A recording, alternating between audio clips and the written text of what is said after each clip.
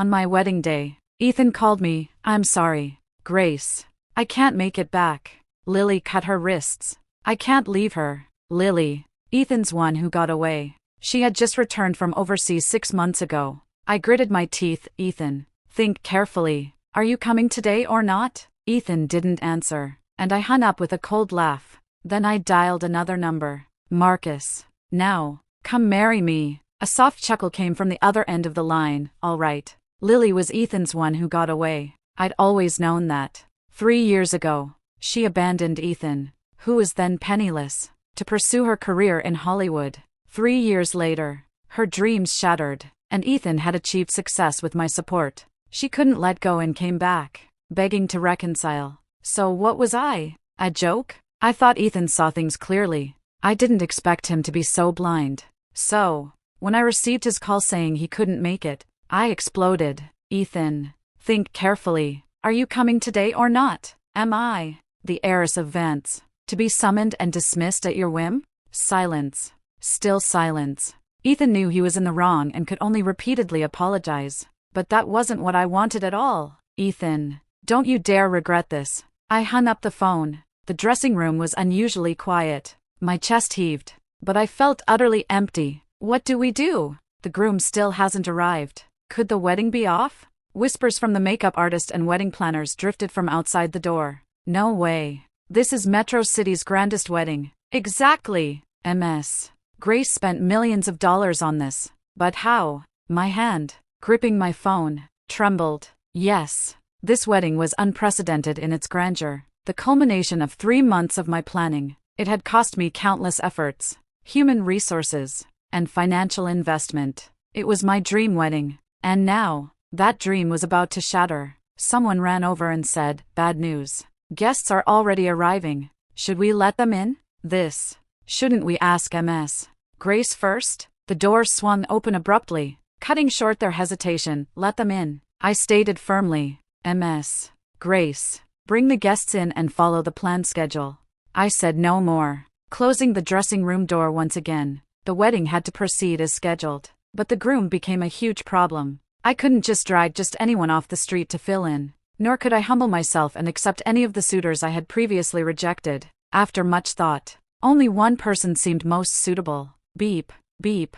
I dialed the number. The phone was answered after only 2 rings, but the voice that responded was muffled, with a hint of nasal congestion. Grace? I frowned. Marcus. I glanced at the clock on the wall. It was almost 11. Could this guy still be half asleep? I found it a bit difficult to speak. Marcus was the heir to Sterling. Sterling had substantial capital and numerous ventures spanning real estate, finance, entertainment, and more. It was an entity that could rival Vance. However, Marcus and I weren't exactly friends. In previous years, to help Ethan establish himself, I had seized quite a few projects from Marcus. People in the industry often made us out to be fierce rivals. Calling him was an act of desperation. I didn't want to become a joke, the topic of everyone's gossip. Only could prevent my utter defeat. As I pondered, about to speak, Marcus had already adjusted his demeanor. What? MS Vance, on your big wedding day, you actually have time to call me?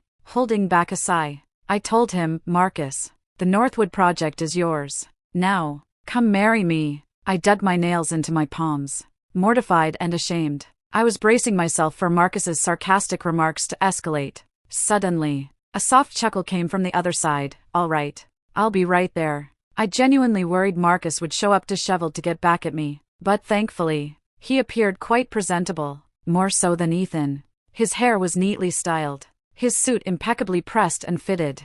He'd even sprayed cologne, if I hadn't caught the faint scent of alcohol beneath the cologne. You've been drinking? Marcus tiskered. You're quite perceptive. He explained, business last night. I had a bit too much. I didn't say much more. Judging by his expression, he didn't seem likely to cause trouble, so I had the makeup artist take him to change. Marcus? He pointed at his collar. This is couture. I rolled my eyes at him. Couture or not, it needs to match my wedding dress. Marcus, who usually sparred with me for 300 rounds every time we met, for the first time kept quiet and obediently went to change. The wedding planner stood beside me, half flattering, half consoling, a blessing in disguise. Perhaps, young Marcus is so obedient to you. He must be fond of you. You shouldn't be unhappy. I let out a cold laugh, offering no comment. It was all just for show. It seemed the Northwood project was indeed lucrative. It had even taught this rebellious, independent young master to be docile and compliant.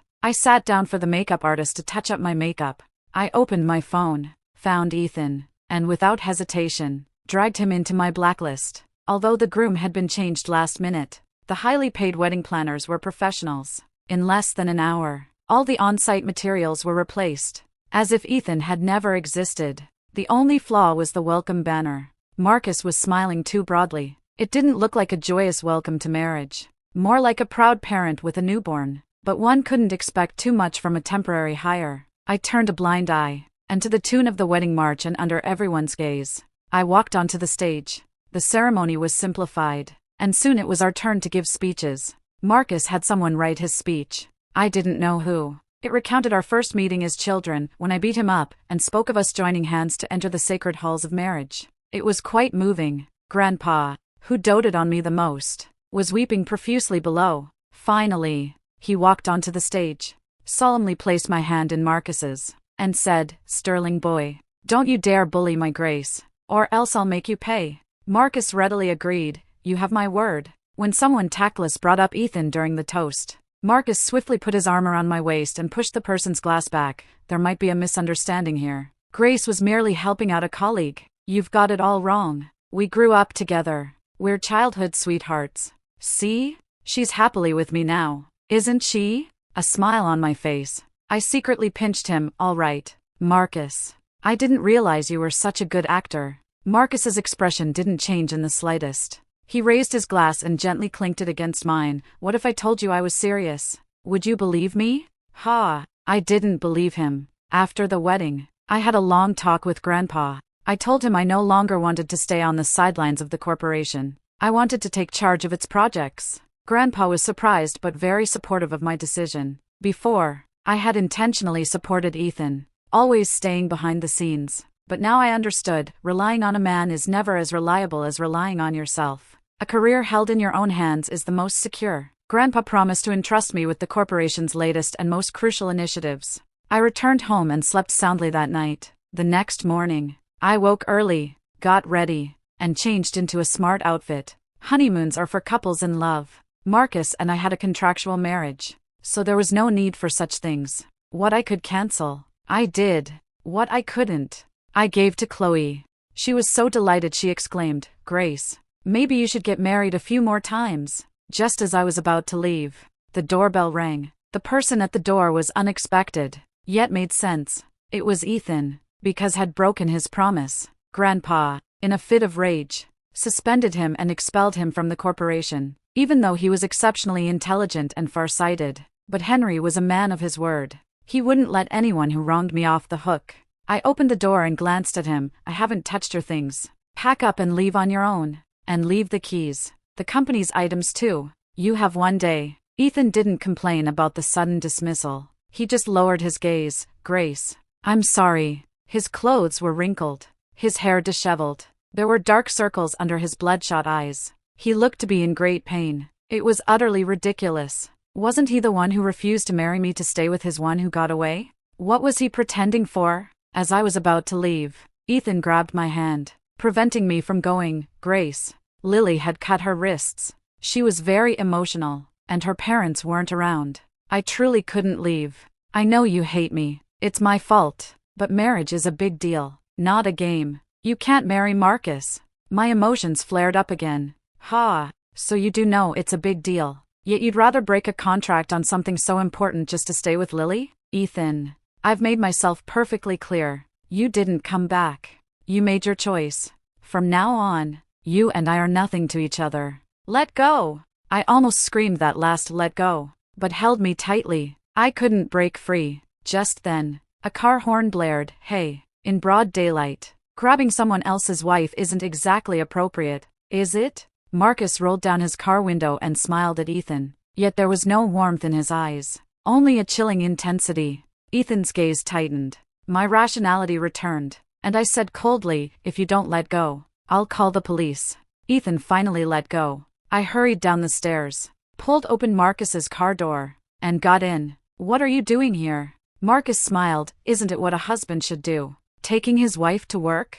I couldn't be bothered with him. Marcus averted his gaze and drove off. As the car pulled away, I saw Ethan in the rearview mirror. He was still standing there, alone and motionless. My heart suddenly ached a little. After all, he was someone I had truly loved. How could I just stop loving him overnight? But I couldn't let weakness consume me. I had to pull myself together quickly. By the time the car reached the company, I had adjusted to my optimal state. Marcus discreetly didn't walk me in. We were both executives, and time was precious. Besides, the Northwood project had just been handed to him. He should be very busy. Thinking about it this way, how could he have conveniently appeared at my doorstep? But I had no time to ponder that. Hurrying into the company building with my assistant, my work for the day primarily involved familiarizing myself with the company's operations and approving several projects. In recent years, the wave of domestic film industrialization was gaining momentum. Grandpa wanted to actively promote it while also getting a slice of the pie. Thus, Vance Group was established. Ethan had been in charge of this project previously. Now that he was gone, it naturally fell to me. With the help of 2 managers and an assistant, I quickly familiarized myself with the workflow and began reviewing the submitted project proposals. Lily? My eyelid twitched at such a striking name. The manager beside me, unaware of my history with her, explained with a smile, Lily is an excellent actress who returned from abroad. We believe that with her in the lead role for Stellar, it should achieve good box office results. Stellar was a sci-fi IP film co-produced by Vance Group and Stellar. It told the story of a female protagonist who, after a space station malfunction, rescued herself and led her companions back to Earth. It was clear how important the female lead was in a film like this. Yet, the recommended female lead section only listed Lily. With no other candidates even pending, I remained silent, and the manager cautiously asked, "Is something amiss?" I decided to be direct. "Mr. Scott, you previously said Lily was an excellent actress. So, may I ask, what representative works has this excellent actress had since her debut?" Mr. Scott stuttered, unable to answer. Simply put, Lily truly had no notable works to her name. I knew that such a list appearing was mostly due to Ethan's influence and had nothing to do with Mr. Scott, so I didn't press him, continuing instead. When I was in school, I read the original Stellar. The female protagonist is strong and brave, a significant mismatch with Lily's innocent-looking but cunning image. Since she has no sufficient work to demonstrate her abilities, casting her would undoubtedly carry enormous risk. With the conversation laid out so plainly, Mr. Scott naturally understood my meaning. Understood. I'll go back and draw up a new list immediately. And what about Lily? Without mercy, I crossed her name off. The assistant soon brought in new project proposals. In addition to the female lead section, the male lead, other roles, and the visual effects team, among others, had also been updated. I nodded, signed, and instructed them to contact all parties as soon as possible to accelerate the project's progress. Stellar already had a tight schedule, with initial contacts planned for the afternoon. As a result, Lily, who hadn't received a call, naturally discovered the personnel changes. I met Lily in the parking garage. She was wearing a flowing white dress, knee-length, maintaining her innocent-looking but cunning image as always. I walked over to my car, but she blocked my way. "Grace, you're behind all this, aren't you?" I took off my sunglasses and gave her a slight smile. "That's right. What about it?" Lily trembled with anger. "You're shameless. Aren't you the truly shameless one?" Instead of getting angry, I laughed, crossing my arms as I scrutinized her, using influence to fix the cast list, and even forcing through no pending slots. "Lily, do you really think this will make you famous? Can you handle the backlash?" Lily bit her lip, denying. "Why do you think I can't? I only need one good project. As long as, ha ha ha ha." Lily's absurdity made me laugh. "Are you truly this confident? Or have you just lost touch with reality?" Lily had no acting skills, but her face was genuinely pretty. She had many fans, constantly praising her on Twitter, which might have genuinely deluded her. "Did you make any name for yourself during your years abroad?" Struck in her sore spot, Lily lowered her head. "That was just bad luck. But won't pay for your bad luck." I told her coldly, honestly, "I somewhat admired you for resolutely going abroad to pursue your acting dream back then. But you shouldn't have come back. Shouldn't have coveted someone else's boyfriend, wanting to cling to Ethan just because he achieved success." You clearly had other ways to work hard. Yet you chose the most despicable one. You even stooped to using your own life as leverage. My gaze swept over the bandage on her wrist, then moved away expressionlessly. Someone like you can't portray the true essence of Stellar. Lily paused for a moment, then seemed to recall something and loudly retorted, "What right do you have to talk about me? Aren't you clinging to Marcus now too?" I must have been out of my mind, even attempting to reason with someone like her. Whatever. Move aside. I got into the car, not forgetting to roll down the window to instruct her, "Ms. Lily, you shouldn't rush into auditions. Focus on getting your health back first. Otherwise, with your constitution of a minor illness every 3 days and a major illness every 5, you'll only delay filming and waste our investors' money." With that, I ignored her, pressed the accelerator, and left her in a cloud of exhaust. Back home, I lay on the sofa for a while. When I opened my eyes again, the words slipped out, "Ethan, I'm hungry. I want to eat." My voice died in the empty villa. It was like a stone dropped into a calm lake, sending ripples of sadness through me. I sat up and rubbed my temples. It took a long time before I took a shallow breath. Ethan used to cook all the time. I had grown accustomed to it, but habits weren't impossible to change. I shook my head, pushing those thoughts away. There were vegetables, meat, and seafood in the fridge. Only one problem. I didn't know how to cook. Why should the heiress of Vance learn to cook? Fine. I'd just have a bowl of instant noodles to get me through the night. I opened the drawer. There was one more bowl. The electric kettle gurgled. I tore open the flavor packet, about to pour it in. The phone rang, biting on my fork. I answered, "Hello?" It was Marcus. What did this guy want with me? "Grace, I've looked over the Northwood documents. There are some unclear points. Do you have time now?" I glanced at the time, 10:30. "That urgent?" "Yes." "Then come over. I'm home." Since the Northwood project had already been promised to Marcus, I would certainly not burn bridges. Helping him manage the handover was my responsibility. I wasn't sure how Marcus managed to appear at my doorstep 2 or 3 minutes after hanging up the phone, but he was completely at ease, acting less like a guest and more like he lived there, walking in after changing his shoes. As he walked, he commented, "Oh, your lamp is nice. You have good taste. I like this rug too. Send me the link. Will you? Wow, your TV's a bit old. Why don't you buy one from me? Family and friends discount. 25% off." His chatter gave me a headache, and I couldn't help but interrupt him. "Marcus, what exactly are you here for?" As if suddenly remembering his purpose, he leaned against the kitchen island and set down his files. "Oh, right.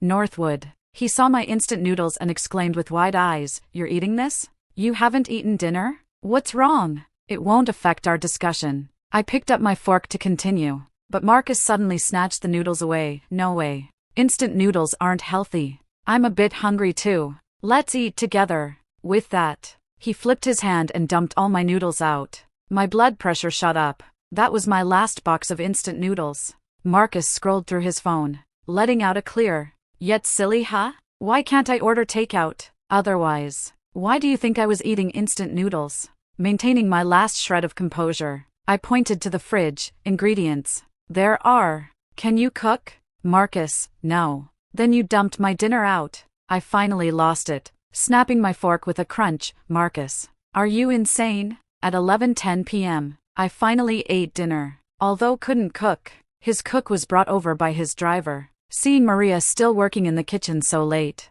unable to rest, I felt a little guilty, but was completely oblivious. Not only offering no help but constantly making demands. "Aunt, don't use chili. Grace has a sensitive stomach." "Aunt, no cilantro either. She doesn't like it." I wanted to say something, but everything he said was true, so I couldn't retort. Strange. How did this guy know everything? Even Maria persuaded me out of the kitchen. "Ms. Grace, please go have some fruit first. Dinner will be ready soon." Aunt worked efficiently, and soon, tempting aromas wafted from the kitchen. It was warm, dispelling the earlier chill. Marcus invited me to the table, and over there, Aunt finished tidying the kitchen, preparing to leave. "Aunt, please join us for a bite." With 4 dishes and a soup, Marcus and I couldn't possibly eat that much. Aunt waved her hand. "No, Mr. Johnson is waiting to take me back." She wiped her hands clean and went to Marcus's side. "Young." Marcus understood. Tonight counts as overtime. Triple pay." The soup is good. Add a little bonus too. Aunt left, looking pleased. Triple pay, plus a bonus? I looked at Marcus with new respect. Marcus was busy serving soup, not looking at me, otherwise? Do you really think I'm some evil capitalist? I pursed my lips, offering no comment, and pulled the Northwood files closer. Eat first. He pulled the documents away and placed a bowl of fish soup in front of me. Try it. Aunt's specialty. Creamy fish soup. A few specks of pepper floated on the milky white soup. I took a sip. It was indeed excellent. Truly 5-star chef quality. My stomach felt much better. After eating, I went over the Northwood project with Marcus. The documents I'd given him did have some incomplete areas, but Marcus was very sharp, understanding everything immediately. It didn't take me long to help him sort through it all. Marcus tidied up the files. I'll be starting the Northwood project tomorrow, so I won't be able to come over in the morning. If anything comes up, call me. I knew he was worried Ethan might bother me again, but his words sounded ambiguous no matter how I interpreted them. We were clearly just a contractual marriage. He got the Northwood project, and he would be my nominal husband for a year. I chuckled playfully, acting like an old married couple. Are we? It's not like I can't drive myself to work. He didn't say anything in return. He just stared at me for a long time, then suddenly leaned in. His broad palm cupped my head, and a light kiss landed on my forehead. The kiss was so light, just like how he vanished into the night as quickly as he appeared, and I stood there, stunned, for a long time before coming back to my senses. A swirl of emotions rose within me, but thankfully, busy work soon pushed them away. Marcus and I both immersed ourselves in our respective work, rarely having time to contact each other. Even Ethan discreetly stayed out of my sight. Time flew by. In the blink of an eye, 3 months had passed. The casting for Stellar was finalized, the script perfected, and filming was ready to begin. But on the very day filming officially commenced, a video blew up on Twitter. The video showed 2 women confronting each other. One was in white, looking frail and pathetic, her face blurred. The other, in a red dress and trench coat, appeared arrogant and haughty. The dialogue between them was hard to hear due to wind noise, but thoughtful subtitles were added. Grace, you're behind all this, aren't you? You're the one who removed me from the Stellar cast list. That's right. It was me. What about it? You. Why? No reason. Who told you to flirt with Ethan? This is the consequence you should have expected. I didn't. And Stellar was an opportunity one fought hard for. I worked so hard, heh. Who told you Stellar is a Vance Group production? To play the lead. You're not worthy. The dialogue ended. The woman in red got into her car, then pressed the accelerator, leaving the woman in white in a cloud of exhaust. Yes, the woman in red was me. Grace, the head of Vance Group. She was highlighted in bold lettering by the video creator. The woman in white was blurred, and her voice was indistinct, so no one recognized her as Lily. But soon, based on the woman in white's attire, accessories, and the bandage on her wrist, Lily's identity was quickly uncovered. Following that, photos of Ethan accompanying Lily late at night, a video of Ethan proposing to me, and leaked cast lists for Stellar from entertainment blogs, were all dug up one by one. Instantly. Poor. Who is Ethan? Grace privilege. And Grace illegally Stellar cast all trended simultaneously on Twitter. The hashtag VanceBullies actress remained stubbornly high, firmly holding the top trending spot. I knew that a commotion of this scale could never have been orchestrated by Lily and her team alone. Most likely, someone was fanning the flames behind the scenes. Although media was relatively new, Vance had been established in the industry for decades, forging many partnerships and also creating numerous rivals. These individuals usually wouldn't dare to stir up trouble, but given an opportunity, they'd happily rush in to kick us while we were down. After all, if Vance's influence weakened, they could claim a bigger slice of the pie. This also explained why the #1 trending topic wasn't Grace privilege or poor, but Vance bullies.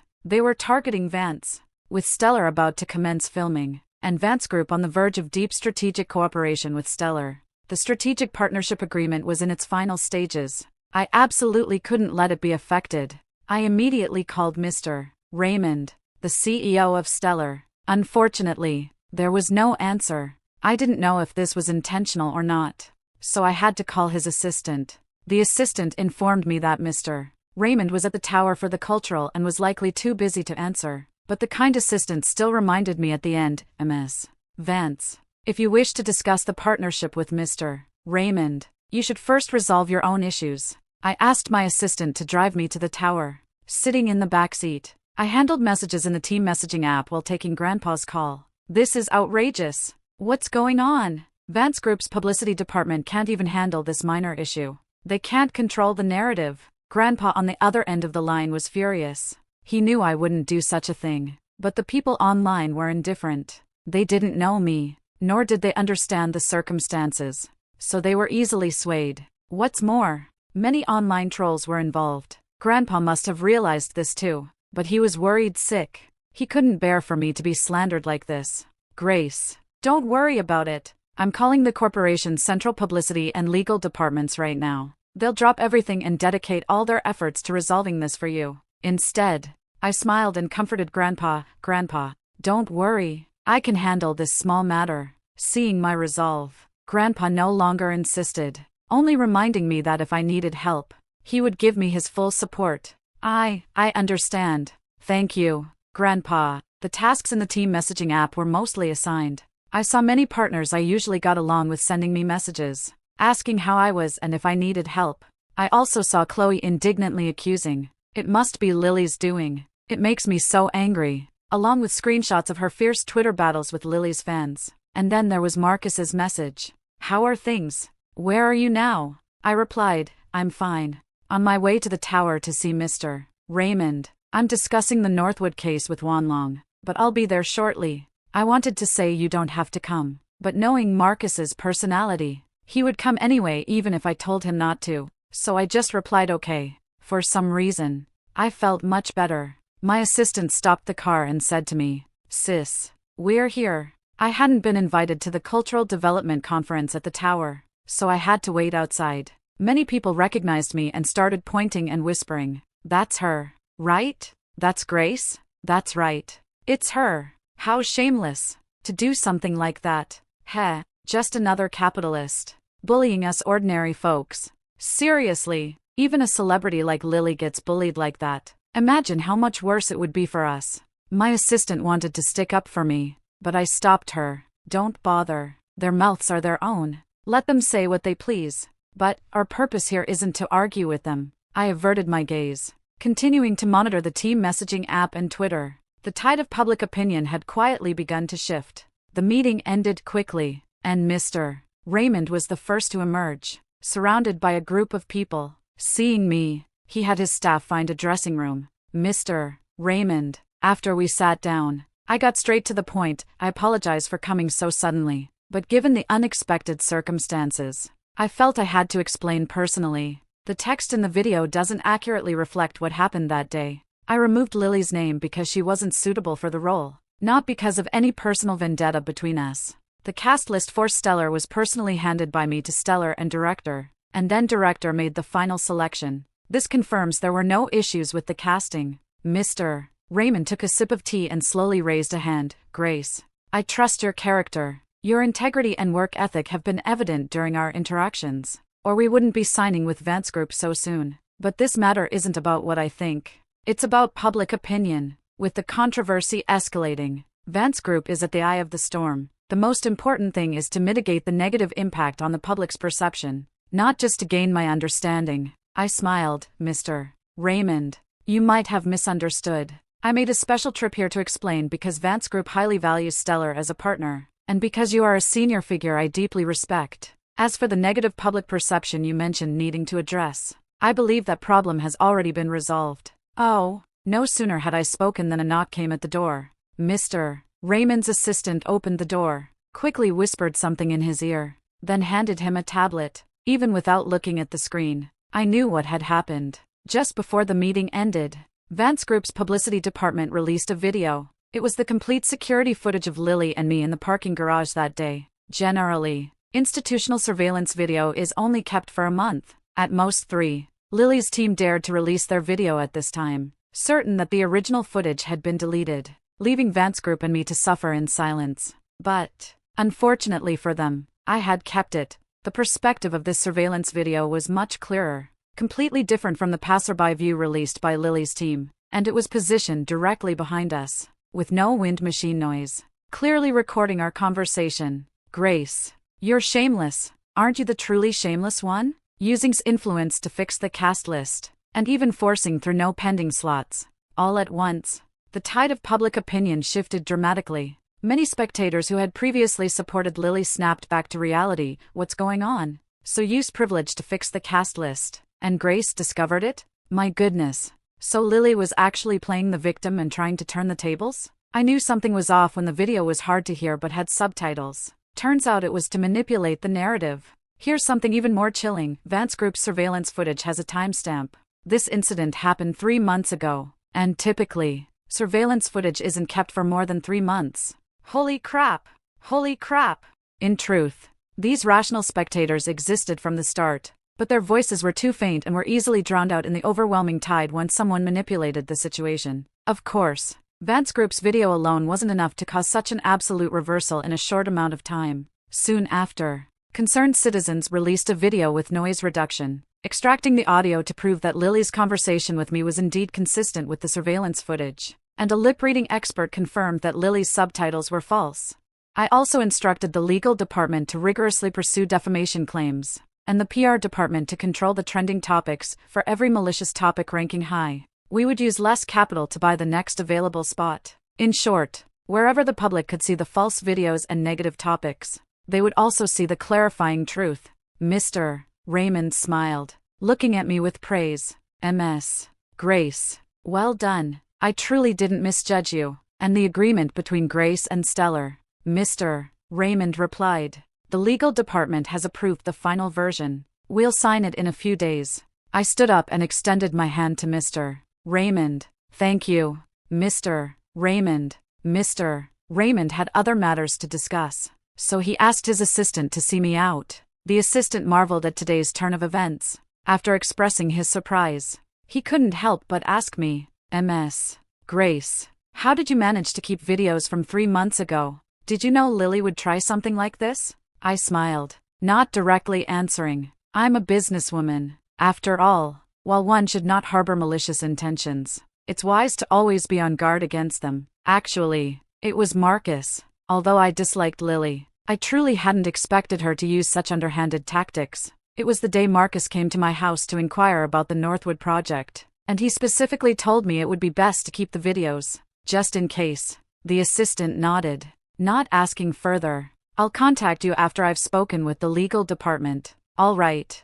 I saw Marcus waiting for me not far away and raised my hand to greet him, but another figure rushed past me even faster. Ethan, please, let me explain. It's not what you think, Ethan. I'm begging you. If you tell them, my life will be over. Ethan hurried up the stairs, completely ignoring Lily's pleas behind him. He was walking so fast he didn't notice me at all. When he looked up and saw me, he paused in surprise. Grace? He probably hadn't expected to see me here, but he quickly regained his composure, grabbing Mr. Raymond's assistant, who hadn't left yet. Is Raymond in? I have something important to tell him. He paused, as if steeling himself. Lily's video is fake. She and her team fabricated it. Mr. Raymond's assistant froze for a moment, then looked at me. I looked at Ethan. How do you know? Ethan replied. I overheard Lily and her team's conversation. I have a recording. Please, let me see Mr. Raymond. Mr. Raymond's assistant smiled. That won't be necessary. I think, Ms. Grace has already explained everything to Mr. Raymond, and there's a clarifying video online now. Haven't you seen it? Ethan froze. What? Lily, who had just caught up, breathless, exclaimed. What? She frantically opened her phone and saw that the overwhelming flood of posts, which had previously targeted me, now all pointed blame at her. Wow, Lily, who would have thought? She's so pretty, but she pulls such dirty tricks. Exactly. Being doused in exhaust fumes would be getting off easy for her. Nearby, other people started pointing and whispering. Lily's face instantly went ashen, and she bit her lip until it almost bled. Grace, it's you again. I looked away, not bothering to watch her. If you hadn't tried to harm me, you wouldn't be facing the backlash. Mr. Raymond's assistant spoke up at an opportune moment. Oh, Ms. Lily, Mr. Raymond asked me to contact you. Since you're here, I'll be direct. Stellar has always valued an actor's integrity. An actor lacking good character cannot deliver outstanding performances. You've repeatedly approached Stellar to recommend yourself in the past. You can spare yourself the trouble from now on. Lily stumbled, almost falling. Stellar, after all, was the leading film studio in the country, with a 30% market share in productions and a 25% box office share. This practically ended Lily's career. Grace, it's you. You're the one who made me like this. It's all your fault. Lily, in a frenzy, lunged towards me. She tried to hit me, but Marcus shielded me in his arms, not letting Lily harm me in the slightest. In the chaos, I only heard a scream. Ethan accidentally pushed Lily down the stairs. I watched Lily tumble down the stairs, her forehead repeatedly hitting the steps, her face scratched by a bracelet. I recognized that bracelet. Ethan had given it to me when he proposed. Later, Lily found out about it and relentlessly pestered Ethan for an identical one. Unexpectedly, it was that very bracelet that scratched her most prized possession, her face. The very thing she had so desperately sought didn't fulfill her. Instead, it ruined her. Blood flowed horrifically down Lily's beautiful face. I knew she likely wouldn't be appearing on screen again. Marcus, Ethan, and I were questioned at the police station. It was my first time at a police station for something like this, and it wasn't a pleasant experience. After it was over, I sat on a chair, staring blankly at the sky outside. Want something to drink? Marcus asked. There's a vending machine by the entrance. I licked my dry lips. I was indeed a bit thirsty. Water. Thank you. Marcus nodded and told me to wait for him there. But before he returned, Ethan came out. He saw me, paused, then slowly sat down beside me. Grace, I'm sorry. I didn't know if he was apologizing for what had just happened, for Lily's video, or for something else entirely. But none of it mattered anymore. I hummed in response. Ethan looked at me, then suddenly smiled, tears glistening in his eyes. I should have known. Actually, even without me, you would have done perfectly fine. I was being presumptuous. I didn't know how to respond to him, so I stood up. I need to go. Grace, I'm going abroad. Once this matter is resolved, I'll be going abroad to oversee Starline project in Europe. You helped me get into Starline, didn't you? Starline was one of Vance's partners. At the time, after Ethan was expelled from Vance by Grandpa, Starline's director invited me to lunch to ask for my opinion. A capable young man like Ethan, even without Vance, would have many companies vying for him, but not everyone dared to take him on. I didn't say anything, even though that already made my stance clear. Grace, thank you. Ethan slowly moved closer and took my hand. Could I hug you again? As a goodbye? The moment his hand touched mine, Marcus's kiss suddenly flashed in my mind. I abruptly pulled my hand away. Ethan, we're over. Thank you for showing up for me, but I need to move forward now. I wish you all the best for your future. Goodbye. I wish you all the best for your future. And I, too, am running towards mine. I jogged all the way out of the police station, slightly out of breath but my heart soaring. I turned to look at the vending machine nearby and saw an old man fixing it. I asked, broken? The old man grumbled in reply. It's broken. Can't you tell? I said, but a man just now. The old man knew who I was referring to. Yeah, I told him it wouldn't be fixed anytime soon. He went in, then left again. My heart dropped. Marcus didn't see us and misunderstand something, did he? I called Marcus's phone, but no one answered. I drove to Marcus's house, but he wasn't there. Only Maria was home. Aunt said Marcus had come back, then left again. He'd probably gone to one of the pubs. Sterling operated a chain of pubs across the country. There were 11 in Metro City alone. I thanked Aunt and turned to leave, but she called out to me, MS. Grace, MS. Grace, you might not know this, but Marcus has liked you for a very long time. My specialty dishes. Marcus specifically instructed me to prepare them according to your preferences. He even prepared a gift for you, intending to confess his feelings on your birthday. But Mr. Ethan proposed to you first. The day before your wedding with Mr. Ethan. Marcus locked himself in his room and drank a lot. But the next day, when he got your call, he immediately jumped up and asked us to help him get ready. Suddenly, I understood a lot. Why knew I had a sensitive stomach and couldn't eat spicy food. Why he knew I didn't like cilantro. Why, when I called Marcus that day, he answered so quickly. yet his voice was thick with emotion. Why he could appear at my doorstep in such a short time, and then warn me to be careful of Lily before he left. He had always been watching me, and I had overlooked him. Marcus. You big dummy. I sped through the city in my car. After arriving at the 7th Sterling and threatening to wreck the place if they lied to me, the manager finally led me to a VIP room. Pushing open the door, I saw Marcus, clutching a liquor bottle, slumped in a plush seat. A group of flirtatious women were nearby, yet not one was clinging to him. They huddled like scared chicks in a corner, and when they saw me enter, they all cast pleading glances my way. I generally understood what was going on. I sighed, nodded to them, and had the manager escort them out, then walked over to Marcus. He was completely drunk, his eyelids drooping, his face flushed. He mumbled incoherently, "Why did it stop?" Marcus. His eyes suddenly widened, sparkling with light, but it quickly faded, and he lowered his gaze. "Why are you here?" He looked like a dejected puppy. I smiled. Why wouldn't I be here? Not only was I there, but I sat down beside him and picked up a bottle of liquor. Marcus immediately grew anxious, reaching out to stop me. "Your stomach is sensitive. You can't drink." I looked at him with a knowing smile. "You remember that clearly? Are you worried about me?" He turned his head away in annoyance, but didn't deny it. "Marcus," I said quietly, "Ethan and I are over. I'm not someone who likes to dwell on the past. Once something ends, I don't look back, because compared to the past, I prefer to focus on the present and the future." I deliberately slowed my pace, emphasizing present and future. Sure enough, Marcus's head moved slightly, and his ears seemed to perk up. "What do you mean by present and future?" "The present is, you and I have a contractual marriage, expiring in 1 year. The future is, perhaps this contract could be extended." Marcus whipped his head around. "Extended? How could you? Aunt told me everything." "Marcus, you big dummy, why didn't you answer my calls? Do you have any idea how long I've been looking for you? I went to 7 of your Sterling." "7? Why does your family own so many pubs?" I began to complain indignantly, when Marcus suddenly pulled me into a hug. His body was firm and warm, so warm that my nose stung with emotion, and my voice softened. "From now on, you're not allowed to ignore my calls. You're not allowed to disappear without a word. And you're not allowed to—" "Okay.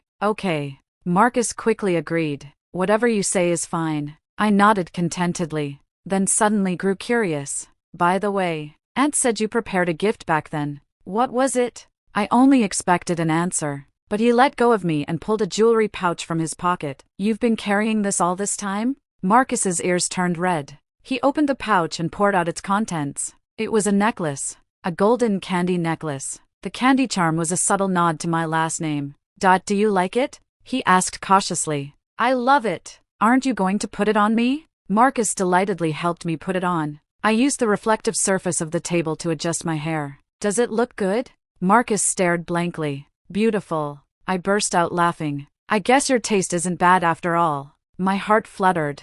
I leaned in and quickly pecked him on the corner of his mouth. You. Me what? Aren't you coming? Planning to spend the night at the pub?" I covered my flushed cheeks and got up to leave. "So, does that mean you're accepting my confession?" "And what about the extension you mentioned earlier? Was that real too?" I played coy. "Depends on your performance." Marcus beamed brightly, chattering nonstop. "How about you make me an evaluation form, a monthly review, a quarterly rating? I promise to follow it diligently and guarantee I'll exceed expectations." "Hey, Grace, don't run off. Wait for me. My name is Grace." On my wedding day, my fiancé stood me up, forcing me to bring in my fierce rival, Marcus, to act as my groom for a year. But perhaps the contract between Marcus and me would last far longer than a year. Thank you for watching this video. If you have any thoughts about this story, feel free to share them in the comments section. Here is Roses and Love, sharing stories about marriage and women every day. See you tomorrow.